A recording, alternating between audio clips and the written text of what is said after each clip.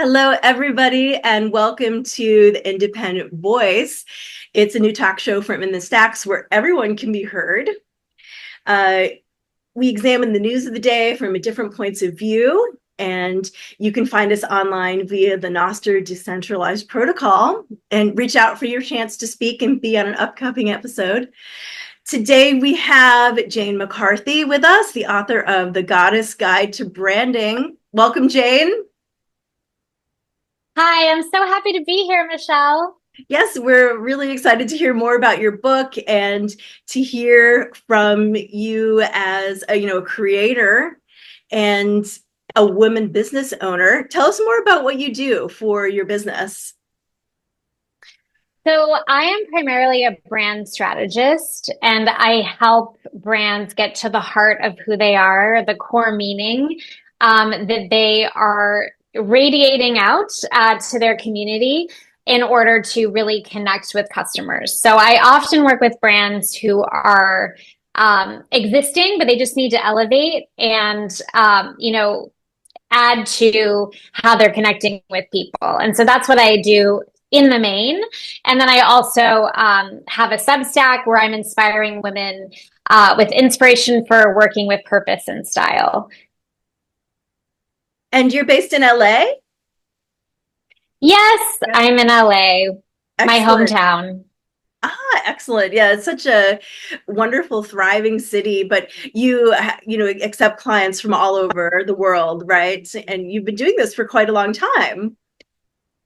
Yes. So I started at an ad agency when I was 23. So I've been in branding for almost 20 years now, which is kind of shocking. It's changed a lot, but the core of what makes a strong brand remains the same, because how you reach someone and connect with them, ultimately, whatever the medium is, it's about connecting on an emotional level.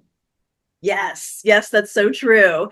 So whether it's digital or, using the new social media and creator techniques, it's still about connecting on an emotional level. That's so true. And we'll talk about your book in a minute, The Goddess Guide to Branding, and how women business owners can use that template to think about their brand.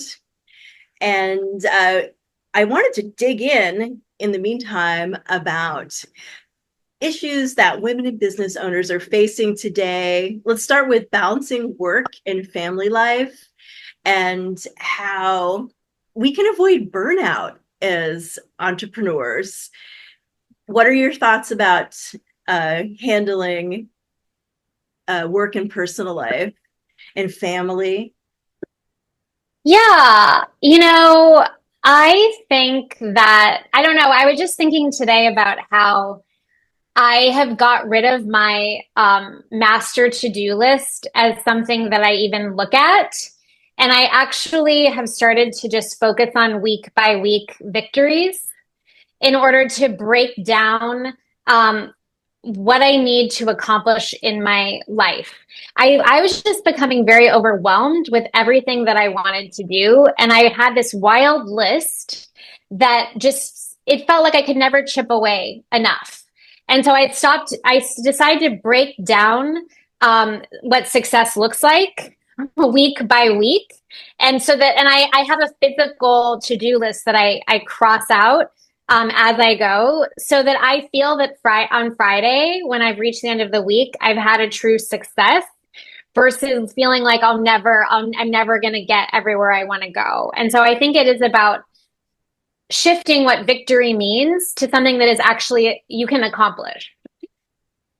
Yeah, I'd love to talk more about that. I know my to-do list is really overwhelming at the moment. I always have about 150 items on it, and some of them are kind of even goals or reminders and nice to haves.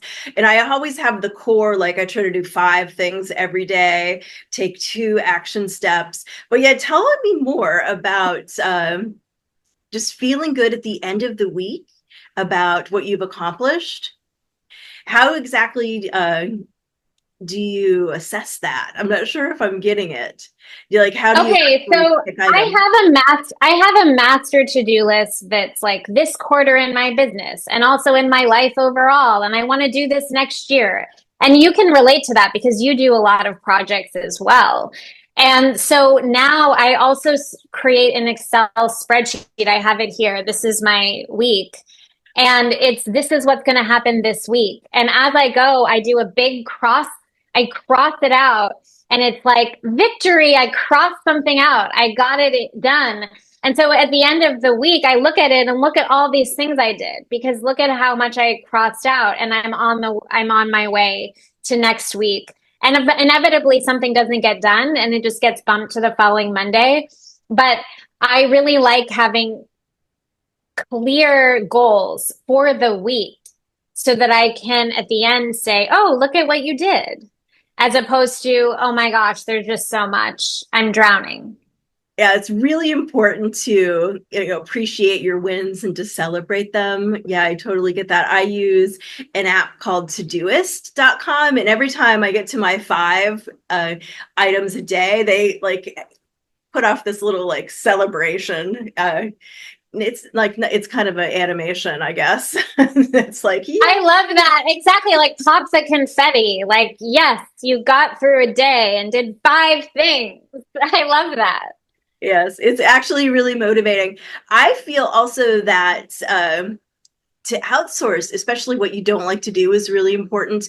My younger sister is starting a business this month. She just started it. And I can already tell she's getting really overwhelmed. And I just keep saying, this is wonderful. We're so proud of you, but don't burn out, and she wants to do it all. And I don't think she used to being a manager. And, I'm like, outsource, and automate. And those are my tips about, how to balance work and family life, because you have to take some downtime and step away from the electronics, in my opinion. And I am I'm fully with you. I'm a huge fan of analog.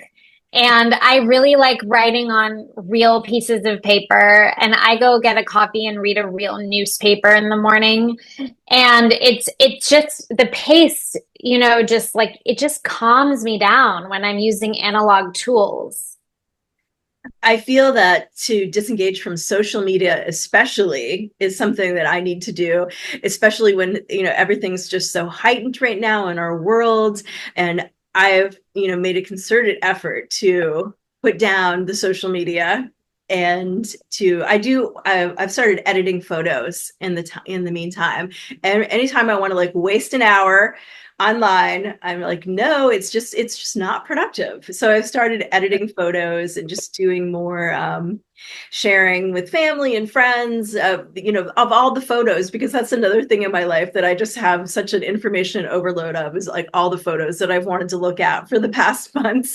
So it's just somewhat like a little more useful to me, especially now, in this political climate. And I wanted to talk a little bit about that, about staying neutral in branding politically.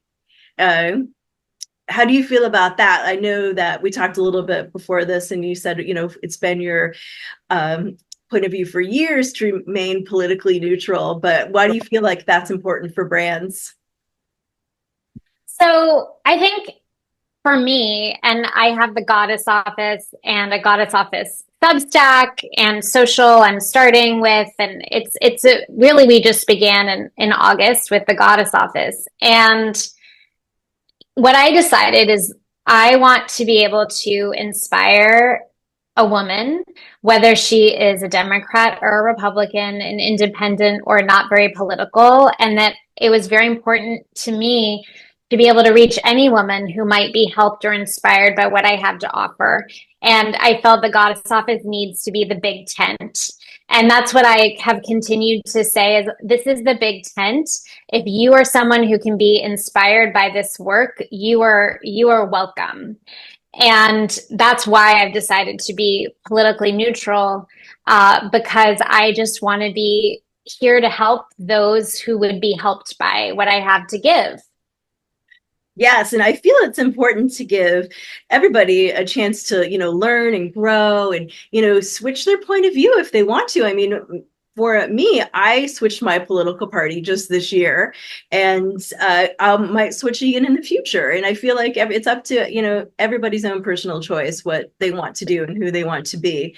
And we'll talk about the book now, the Goddess Guide to Branding, because I really feel it's about knowing who you are and then knowing who your brand is. So, can you walk us through a little bit of the practical application of looking at the book and finding out who your goddess is as a person, and then finding out who the goddess for your brand is, and then using it as a workbook for your brand to expand? Do you have any general tips about that? Yes. So I think we at the Goddess Office, we created the book, which is really about developing your brand identity for your business, whatever size. And whether it's a personal business where you're the consultant or you're front and center, or it's a product that's in a supermarket, et cetera, this book is relevant.